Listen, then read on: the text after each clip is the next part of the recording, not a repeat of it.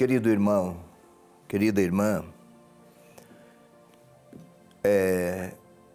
estamos nos avizinhando já do domingo 11 de agosto, que é o 19º domingo do tempo comum. E para o nosso programa Leitura Orante da Palavra, o texto proposto, que será proclamado em todas as igrejas católicas do mundo nesse 11 de agosto, é Lucas capítulo 12, versículos 32 a 48. Se quiser acompanhar, tome sua Bíblia e siga comigo. A primeira parte é para explicar, de maneira a preparar melhor a segunda, que é verdadeiramente a leitura orante.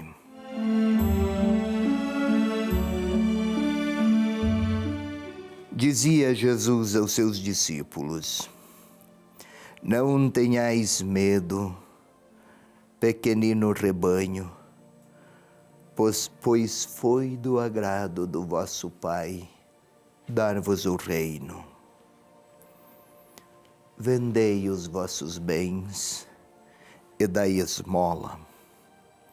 Fazei bolsas que não fiquem velhas, um tesouro inesgotável nos céus, onde o ladrão não chega, nem a traça rói. Pois onde está o vosso tesouro, aí estará também o vosso coração. Tende os rins cingidos e as lâmpadas acesas. Sede semelhantes a homens que esperam seu Senhor voltar das núpcias, a fim de lhe abrir logo que ele vier bater. Felizes os servos que o Senhor, à sua chegada, os encontrar vigilantes. Em verdade vos digo, ele se cingirá e os porá à mesa, e passando de um a outro os servirá. E caso venha pela segunda ou pela terceira vigília, felizes serão se assim os encontrar. Compreendei isto. Se o dono da casa soubesse a que hora viria o ladrão, não deixaria que a sua casa fosse arrombada. Vós também estai preparados, porque o Filho do Homem virá numa hora em que não pensais. Então Pedro disse: Senhor, é para nós que estás contando esta parábola ou para todos? O Senhor respondeu: qual é então o administrador fiel e prudente que o Senhor constituirá sobre o seu pessoal para dar em tempo oportuno a ração do trigo?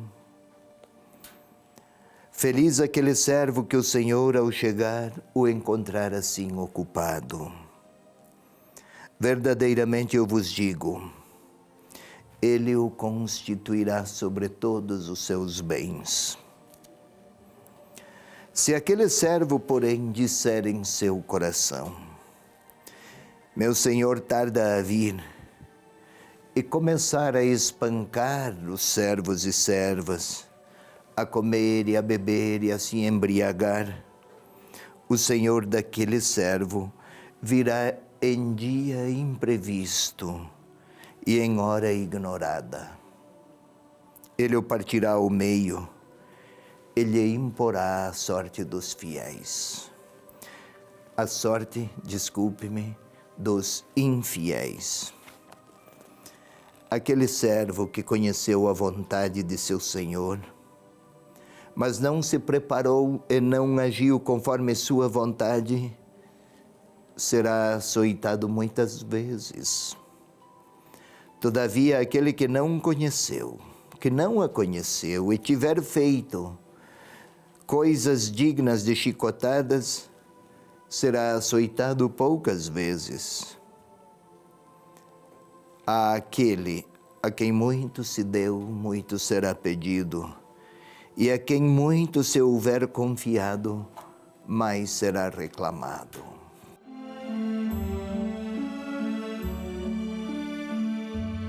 É um texto longo para os nossos poucos minutos, mas vamos à explicação. Aliás, não é tão enigmática. Comecemos. Não tenhais medo, pequenino rebanho, pois foi do agrado do vosso Pai dar-vos o reino. Esta frase, a que se refere? É que instantes antes, na conversa de Jesus com os seus, a temática era sobre abandonar-se à providência. Isto é, não precisam acumular ou providenciarem com suas próprias forças e vitalidades ou gostos.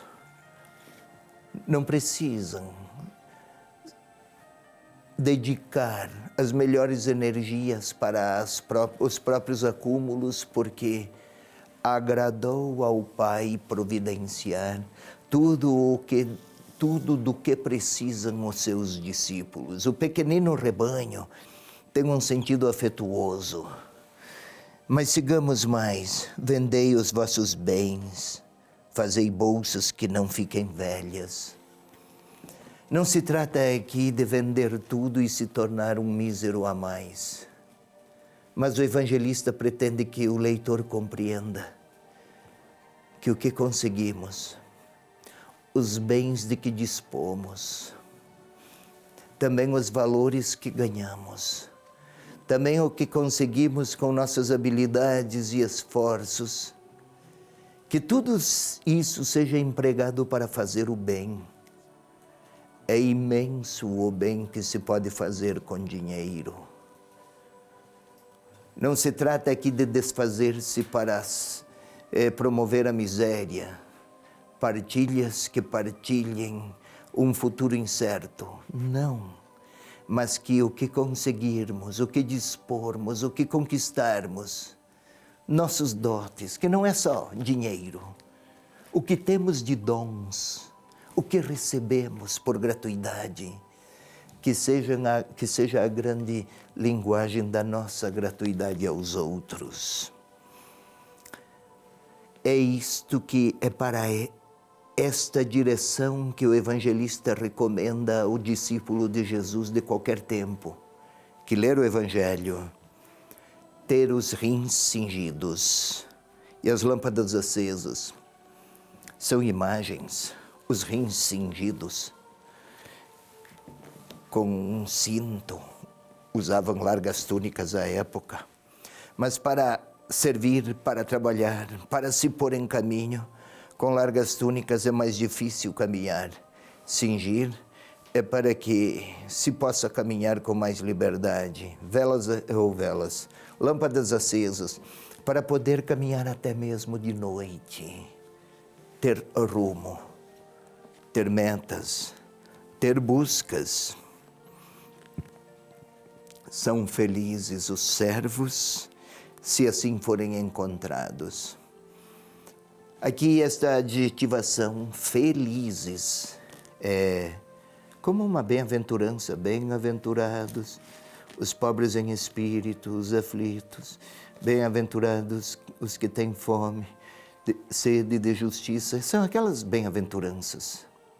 Bem-aventurado é aquele que chega a um elevado grau de comunhão com Deus e experimenta a sua alegria.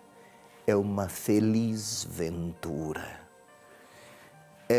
São bem-aventurados aqueles servos que mantêm os rins cingidos, isto é, que vivem para a prontidão, receber o Senhor, desejam-no, buscam-no, esperam-no, anseiam pelo encontro com Ele. Nos versículos acima, o evangelista Jesus advertia que o grande perigo é o acúmulo.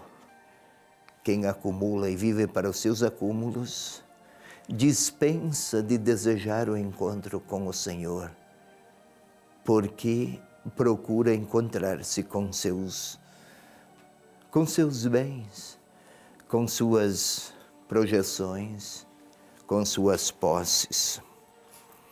E aí, Pedro, é para nós ou para todos? A resposta: para qualquer servo. Todos. A palavra servo está orientada aos... É servo aquele que tem os olhos fixos em seu Senhor. Quem tem olhos fixos nas riquezas, será servo das riquezas. Quem tem olhos fixos nas aventuras, será servo das aventuras. E naqui, quem tem olhos fixos no seu Senhor, orienta todas as possibilidades de sua própria existência para aquela centralidade que é o seu Senhor.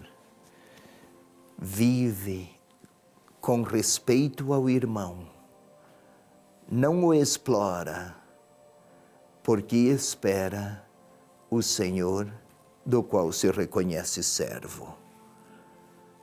Neste quadro, o que está o evangelista a dizer a cada um, a cada leitor que crê e que quer participar dos sonhos e dos anseios do discípulo?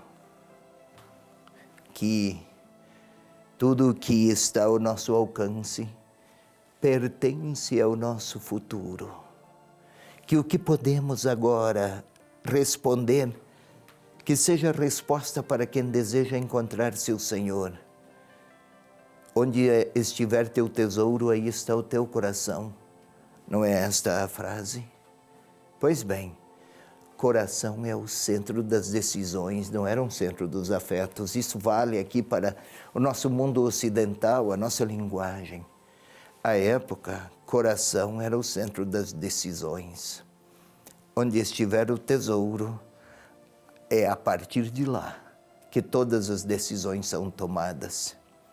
Se o grande tesouro que dá segurança e esperança para a vida é encontrar o seu Senhor, então que as nossas decisões sejam tomadas segundo quem busca receber o Senhor que espera.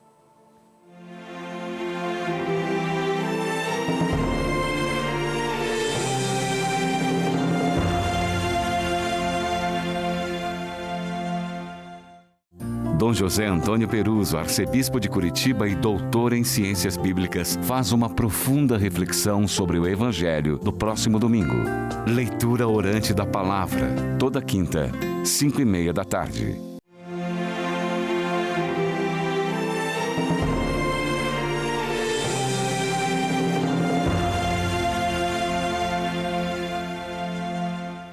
Passemos agora à leitura orante.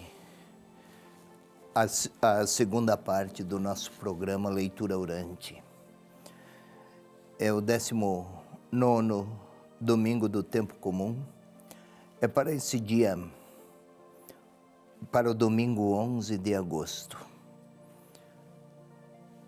Vou repetir, nosso texto é Lucas capítulo 12, versículos 32 a 48.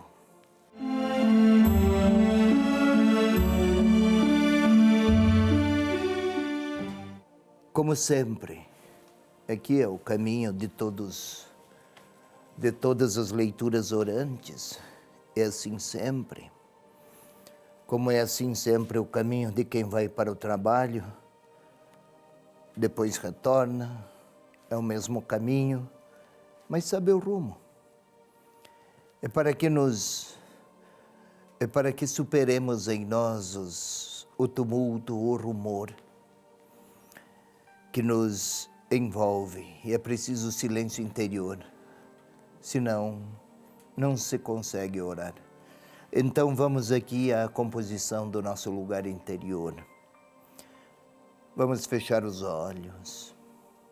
Vamos nos posicionar de uma maneira que facilite o recolhimento. Não temos outro modo senão Orar com o corpo, com a mente, com os afetos. E as agitações podem turbar a necessária quietude de quem quer falar com intimidade ao próprio Senhor, com profundidade, com reflexão, com afeição. Queira fechar os olhos, por favor, para a composição da própria interioridade. Tente sentir seu coração a bater. Ele está a pulsar. Somos um corpo pulsante. Ele está a pulsar, recebe o sangue venoso, passou este sangue por todo o corpo e agora está lá novamente. E novamente, repleto de sangue, agora oxigenado, bombeia, recebe, envia. Aquele movimento de sístole, diástole, assim que se chamam os batimentos cardíacos. Tente sentir o seu coração a mover-se permanentemente no seu peito. É preciso silêncio, muito silêncio, concentração. É assim que somos. E fomos feitos, chamados a viver por dom e gratuidade de Deus. É com este corpo que vamos lhe falar, mas antes vamos ouvi-lo. E agora vamos fazer a nossa oração juntos, eu e você, assim como o coração bate, sem que ordenemos, ele o faz. Que o Espírito de Deus, também ele se mova em nós como se move o coração. Vamos pedir que ele, Espírito Santo, nos ilumine, nos faça criativos para a oração. Espírito Santo de Deus, és o amor do Pai e do Filho. Vives em nós, em cada um de nós batizados. Vives em mim, vives nas pessoas que amo. Vives nas pessoas que eu não consigo amar. Vem agora ajudar-me a acolher a palavra, a ouvir a voz do Senhor Jesus, a acolher o seu olhar, a deixar-me mover por sua palavra que liberta, que pronuncia o amor que procede do Pai. Faze-nos desejar, Espírito de Deus, o eco da voz do Senhor, que ele soe, ressoe em nossos ouvidos. Glória ao Pai, ao Filho e ao Espírito Santo, como era no princípio, agora e sempre. Amém. Agora vamos criar as imagens. Rezamos também com imagens, não só com palavras. Rezamos também com o nosso silêncio e com nossa atuação psicológica, não somente com a nossa voz. E vamos imaginar o Senhor Jesus, depois que a multidão tinha se retirado, e eram muitos, eles se foram. Talvez tenha até anoitecido, em alguma praça de alguma vila, lá estão Jesus e os discípulos. E Jesus agora olha para eles, cansaram talvez. Não tenhais medo, pequenino rebanho, pois foi do agrado do vosso Pai dar-vos o reino. Isto. Tente ouvir a voz do Senhor a chamar aqueles 12, talvez mais, nem sempre mencionados. E aí agora o Senhor os chama e eles se aproximam e ele continua a falar. Deem esmola, Tudo o que tiverem de acumulado, não segurem para si. Façam bolsas, sacolas, que não se corrompem. E eles estão a ouvir. Talvez estejam a se perguntar o que significava tudo isso. E o Senhor continua. Tenham os rins cingidos, lâmpadas acesas. Sejam vigilantes. Tenham presente qual é a palavra ouvida da parte de Deus, como aquele servo que se prepara, que vive em fidelidade. E o Senhor está a lhes repetir: felizes aqueles servos que o Senhor os encontra vigilantes. Eles ouvem, ainda estão em caminho com o Senhor para Jerusalém, nem sempre entendem. Até Pedro pergunta: é para nós ou é para todos? O Senhor Jesus nem lhe diz para quem é. Não porque recusa-se a responder, mas conta outra parábola. E o Senhor está a observar, fala a Pedro, olhos dirigidos a Pedro. E Pedro com os olhares voltados para Jesus.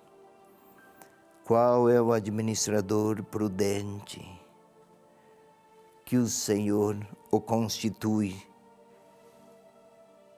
sobre os outros? Aquele que espera o retorno do seu Senhor, que está sempre vigilante, que não se põe a comer e beber e embriagar-se, não é ele o centro. E continua a falar. Tentemos ver o Senhor a falar a Pedro e aqueles 12. Aquele servo que conheceu a vontade do Pai. Ou a vontade do seu Senhor, desculpe-me. Mas não se portou conforme o que ouvira como servo. Talvez era a linguagem da época, muitas punições. Nem fala em perdição, mas muitas punições. Ou então o outro, menos punições. Porque conhecendo menos a vontade, transgrediu.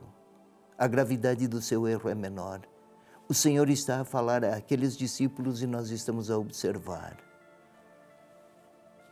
Mas agora Ele olha para mim. Está a dizer: desfaça-se de tudo aquilo que não lhe ajuda a seguir. A seguir Jesus, Ele diz para mim e diz para você. Talvez eu comece a lembrar tudo o que não preciso, que tenho e que prejudica, mas que pode se tornar uma bênção. Talvez o Senhor esteja a repetir a mim e a você que a maior riqueza que temos é tudo o que tivermos doado. A maior riqueza que temos é o que doamos. E o Senhor continua a afirmar de não acumular. E Ele olha para mim e está a perguntar-me: do que vou me desfazer? O que é que vou renunciar? Ou o que tenho vou oferecer para quem? Quanto vou oferecer aos outros? Por motivos de fraternidade.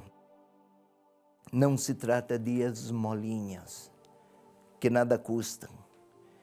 Não se trata necessariamente de dinheiro. Mas talvez o Senhor pergunte: do meu tempo, quanto o ofereço a quem precisa dele, do Senhor? Das necessidades dos outros e que está ao meu alcance eu fazer exercer minha liberdade gratuita e generosa. Tudo por causa do Senhor. Ele me olha e pede de mim o que posso oferecer a quem precisa. Ele está a olhar-me, também espera a minha resposta. É o momento de eu lhe falar.